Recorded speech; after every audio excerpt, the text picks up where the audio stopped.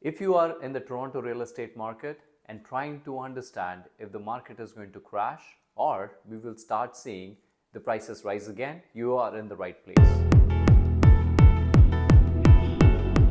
Now, although we all know nobody can predict the future, but what we can do is we can analyze the recent data and the past history to know what the future predictions should look like and make informed decision. And that's what we will do now. Two key factors. One is the number of home sales. Second is the average home sale price, which gives you a good indication of where the market is heading.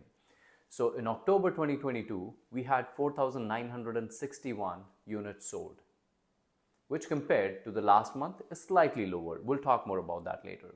And in terms of the price, the home price is $1,089,000, which when we compare it to last month is slightly higher, marginally, but yes, we've seen two back-to-back months where the prices have increased gradually. So last month when we reviewed the September data, we did speak about the lowest month that we've seen was July, when we saw Bank of Canada increase 1% interest rate. And that's what the market was not expecting. And then suddenly we saw not just the stock market, but also real estate market being impacted. And that is the month that we recorded the least sales so far in this year.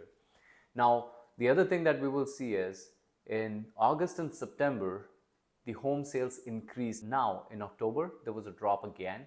Now we should also consider the seasonality factor, because most of the sales that happen are during spring and summer season.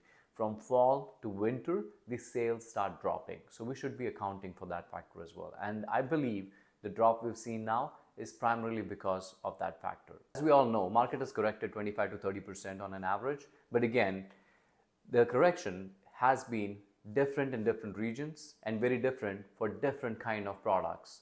And that is more important for us to understand.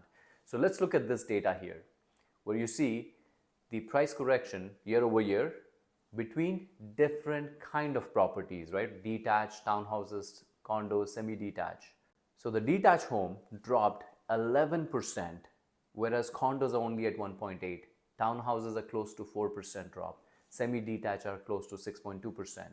So what that tells us is the highest drop has been for detached home, whereas the smaller properties are still holding well. Part of the reason being affordability.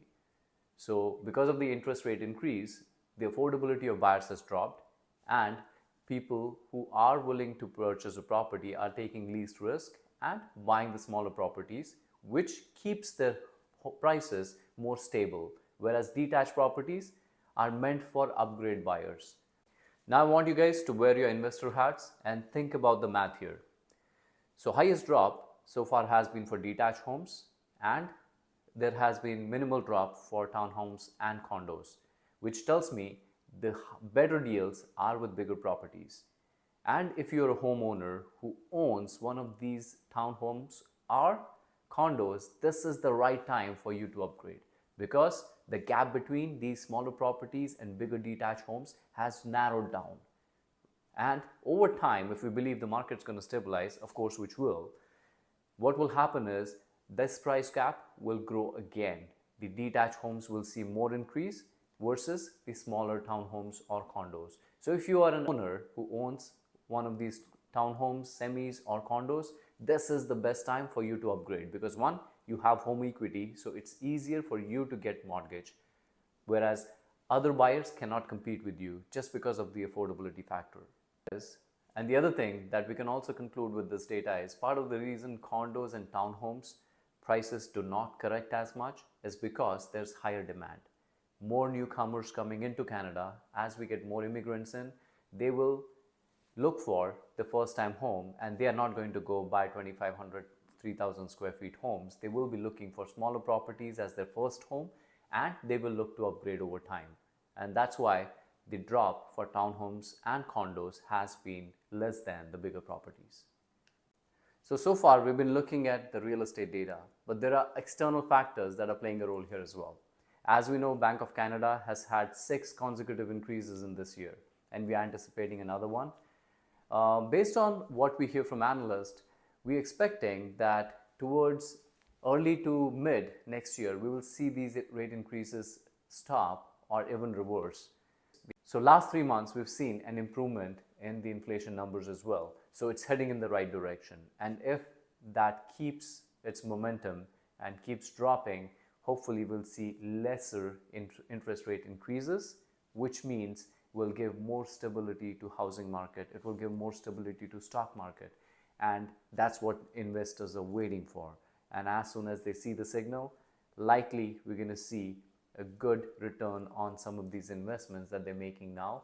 Over time, definitely we see housing market in Canada is very stable with the amount of immigration that we get. It's definitely a good market to be in because people coming in do need a place to live. Either they're going to rent or buy.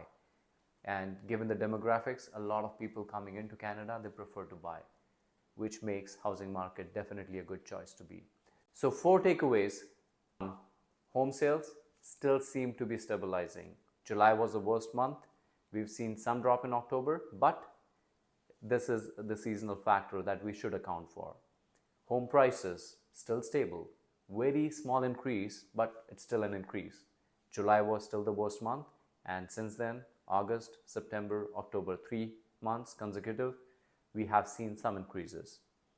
The other piece of information, which is very important, smaller properties are holding very well as against bigger properties, which are detached homes, which have been affected the most. So definitely a good opportunity for people who are looking to upgrade their homes. Please look into this and make good decisions. And number 4, the smaller properties are holding very well in terms of their prices. Part of the reason, immigration, first-time home buyers who still kind of looking for properties in this market, and affordability factor. People can't buy those big homes and afford those big mortgages. So going for a smaller property or smaller home at this moment makes sense for them. Once again, this is Dan Bacheer from Right at Home Realty. Any real estate questions, feel free to reach out at my number below.